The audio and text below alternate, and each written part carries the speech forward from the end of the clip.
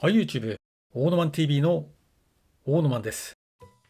私の過去の動画において、私の父親が今年、癌で亡くなったことをお伝えしました。そして本日の動画からは、父親が亡くなってから私が行ってきた様々な手続きなどについてシリーズ化してお話ししていきたいと思ってます。第1回目の本日は、遺産相続についてです。もし本日の動画が少しでも参考になった、または面白かったと思った方は、いいねとチャンネルの登録をお願いします。ちなみに話は変わりますが、私は今も無職です。最近は生活費も危うくなってきたため、私はついにタイミーデビューを果たしました。タイミーについては今後別の動画でお話ししたいと思います。では本題へ戻ります。先ほども申し上げたように、今年残念ながら同居していた私の父親が癌で亡くなりました。年齢は80歳になります。詳しくはこちらの動画をご覧ください。そしてそんな私の親父には遺産がありました。家、土地、車、そして現金です。我が家はもともと4人家族でした。父親、母親、私、そして妹です。それなので、本来であれば父親が亡くなった場合の法定相続人は、ちなみに法定相続人とは民法で定められた相続人、つまり遺産を相続できる人なのですが、父親が亡くなった場合、配偶者である母親が2分の1、そして子供がいればその子供に2分の1が与えられます。我が家の場合は子供が2人なので、私と妹の取り分は4分の1ずつになります。しかし残念ながら私の母親は5年前に親父と同じく癌で亡くなりました。詳しくはこちらの動画をご覧ください。それなので今回の場合は、私と妹が2分の1ずつ親父の遺産を相続する形になります。民法上で言えば。しかし今回我々が取ったのは、遺産分割を協議して決めるというものでした。ちなみにここで言う我々というのは、私と妹と、そして亡くなった親父です。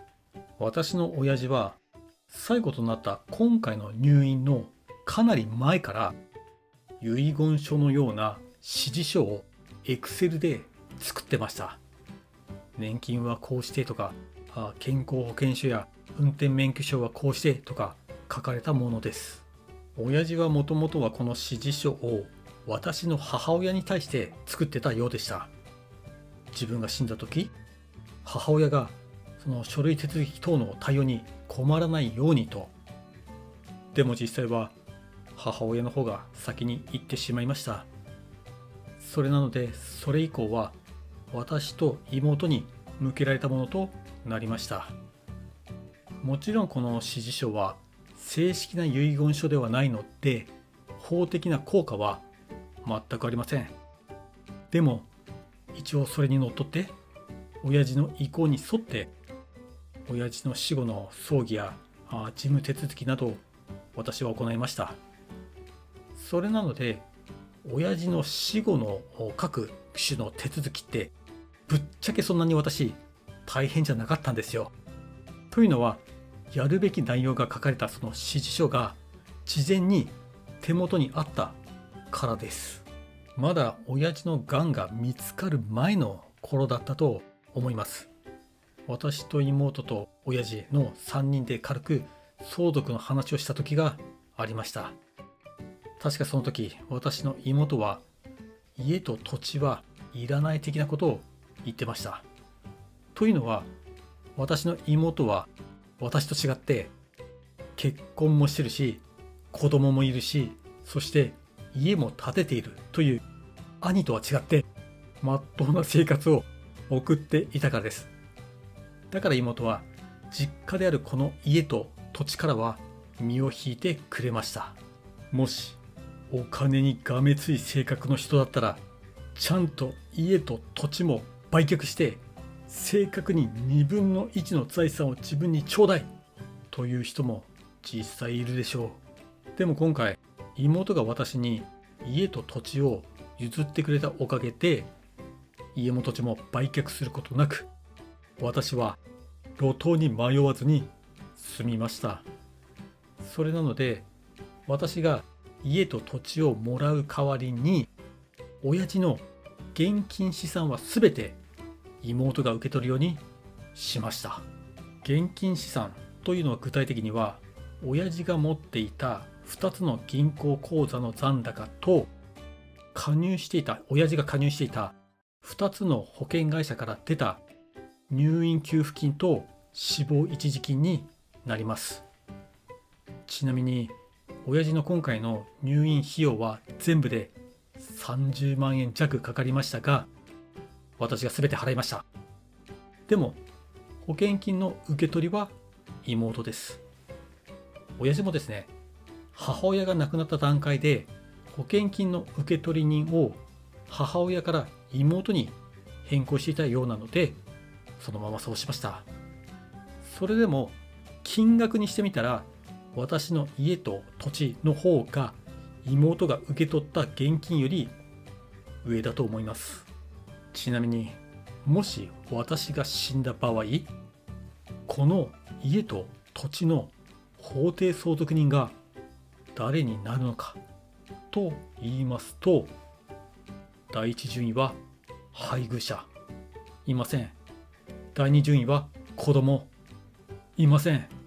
第三順位は親、これもいません。そして第4順位は兄弟姉妹になります。つまり私が死ねば、この家と土地は妹のものになります。現金も妹に行って、家も土地も妹に行くという、いわば妹の総取りという結果になってしまいましたが、まあこれはこれで良いのではないでしょうか。私はこれまで妹に迷惑もかけてきていますし、あと親父が乗っていた車はどうするか。ちなみに親父が乗っていた車はマツダのデミオ。妹家族には車があるのでいらないと言われました。無職の私にも車があります。一瞬ですね、このまま私が車を2台持ちしようかなとも思ったりもしましたが、やめました。当然維持費もかかるし、それに親父の車って平成25年式なんですよ。つまり今年で12年目、来年は13年目。わかりますか、この意味が。それなので今年中に親父の車は処分しようと思ってます。そうそう、今回相続税は支払ったのかと聞かれたら、払ってません。1円も。というのが、家と土地と現金と車と、あと家にある親父の遺品を合算しても、合計金額が相続税の基礎控除を全然下回ってるからです。ちなみに相続税の基礎控除の算出方法は3000万円プラス600万円×法定相続人閉じになります。法定相続人は私と妹の2人なので、今回の基礎控除は4200万円になります。全然ない。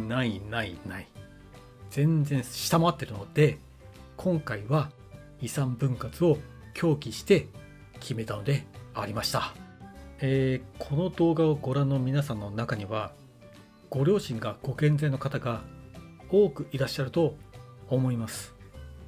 どうかどこかのタイミングで一度遺産相続について親と話してみることを私は強く勧めます。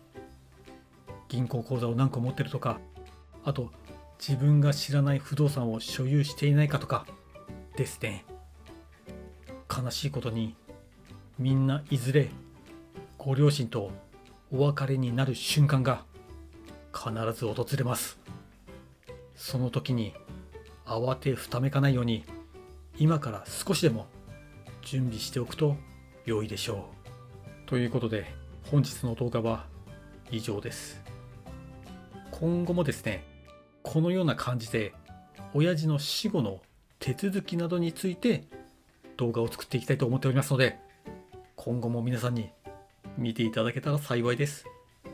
ということで、こんな無職の男に興味のある方はぜひチャンネルの登録をお願いします。それでは皆さん、バイバイ。